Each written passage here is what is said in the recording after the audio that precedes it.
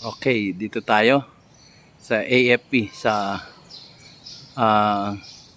Camp Aguinaldo.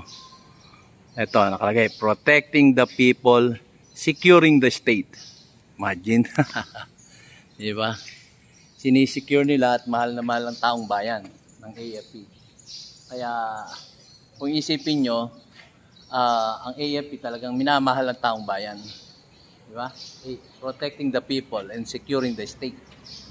So, ganyan ang ganyan ang ating mga AFP.